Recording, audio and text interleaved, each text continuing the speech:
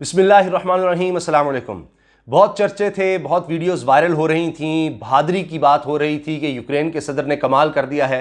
वो कोई अफगान सदर नहीं निकला कि जिसको अमेरिका ने ऑफर की कि निकलो यहां से, भागो यहां से, हम तुम्हारी मदद करते हैं। यूक्रेन का सदर डट गया, वीडियो पैगाम दिया कि ये मेरी धरती है, यहां पर मैं मरूंगा लेकिन यहां से जाऊंगा नहीं, लड़ूंगा।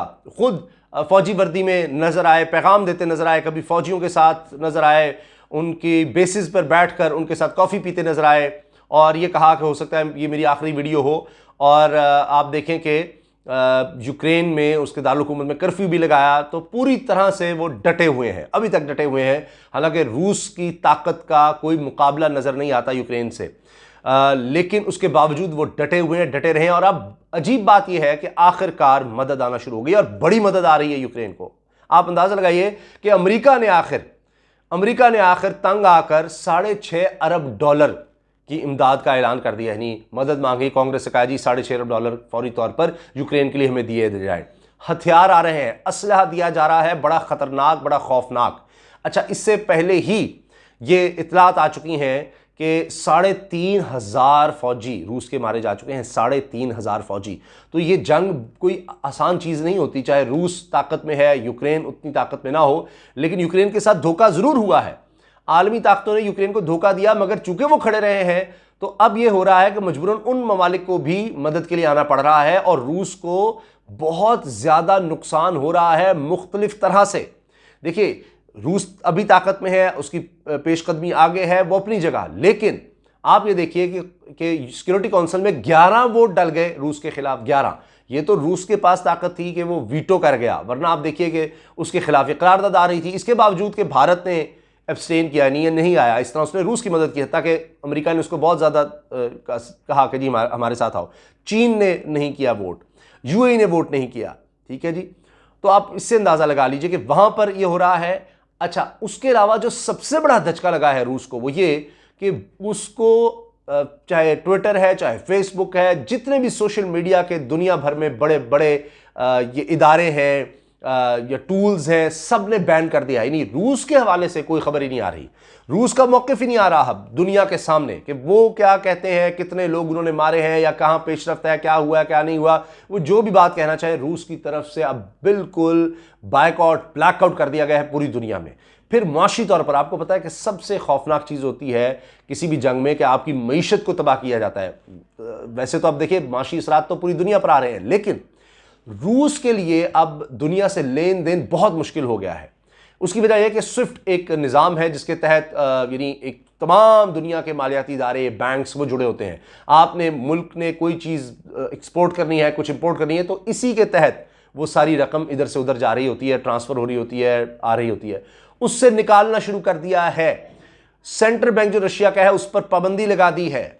आप सोचिए कि कितना ये बड़ा नुकसान हो रहा है। फिर इसके अलावा आप ये देखें कि जो असलहा दिया जा रहा है, अब जर्मनी की तरफ से 1000 स्टिंगर मिसाइल, तोप शिकन मिसाइल और टैंक, एंटी टैंक मिसाइल ये दिए जा रहे हैं। क्योंकि आपको याद होगा कि जो यूक्रेन के सदर हैं उन्होंने कहा कि जी मुझे यहाँ से इनखला नहीं, सेफ पैसेज नहीं चाहिए, मुझे यहाँ से उठा के ना लेके जाओ, मुझे असलहा चाहिए। अब अमेरिका ने करोड़ों डॉलर का ऐलान कर दिया है असलहे के हवाले से। जर्मनी ने ऐलान कर दिया है, फ्रांस जो है वो असलहा पहुँचा रहा है, बड़ा जदीद, बड़ा ख़तरनाक असलहा पहुँचा रहा है। इसी तरह से दीगर ममालिक हैं जो असलहा पहुँचा रहे हैं। अब ये बड़ा ख़तरनाक असलहा है इसलिए कि पहले ही रूस का तकरीबन जो कहा जा रहा है, अब यूक्रेन के हुकाम का ये कहना है, दावा है कि जो लास्ट फिगर्स आई वो 3,500 रूसी फौजी वो कहते हैं जी हमने मार दिए हैं, 3,500 फौजी। बहुत से टैंक, हेलीकॉप्टर वो तबाह नज़र आ रहे हैं।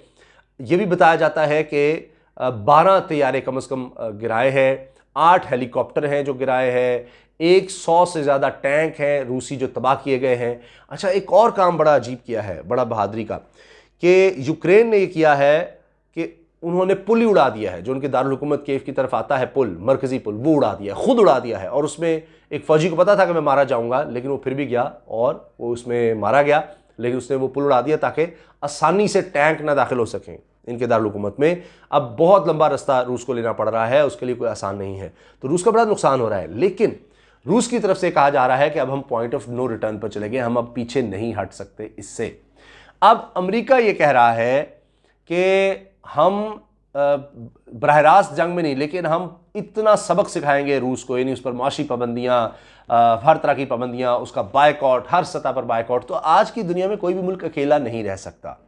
चीन ये कह रहा है अब आकर कि जी जारहियत मसले का हल नहीं है, बातचीत के जरिए हल निकाले, लेकिन बातचीत की भी अब यानी वो जो लाइन थी वो क्रॉस हो चुकी है, और जो ऑफर्स की गई यूक्रेन को वो नहीं मानी। तो अब रूस कह रहा है कि जी हमने अब फैसला कुन हमला करना है, क्योंकि जैसे जैसे वक्त गुजर रहा है, चौथा दिन है जंग का, और जितना वक्त गुजरता जाएगा उतना असलहा आता चला जाएगा, उतना ज़्यादा नुकसान होता चला जाएगा रूस को। ज़ाहिर है आप देखें ना, माशी तौर पर भी रूस और ज़्यादा मुश्किल में आता चला जाएगा।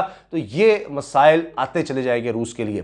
तो रूस ये चाहेगा कि जितनी जल्दी हो सके मामला निपटे, जितनी जल्दी हो सके हम इस जंग को समेटें, उसके बाद हम अपनी एक हुकूमत, अपना कोई सदर लेकर आए यहाँ पर, और फिर दुनिया को दिखाएं कि जनाब अब मामला कंट्रोल में है, अब हालात ठीक हो गए हैं, तो ये पाबंदियाँ वगैरह आहिस्ता आहिस्ता हटें और फिर हम माशी तौर पर सोचें। वरना ज़ाहिर है कि रूस को बहुत ज़्यादा नुकसान हो रहा है इस जंग से, इसमें कोई शक नहीं है।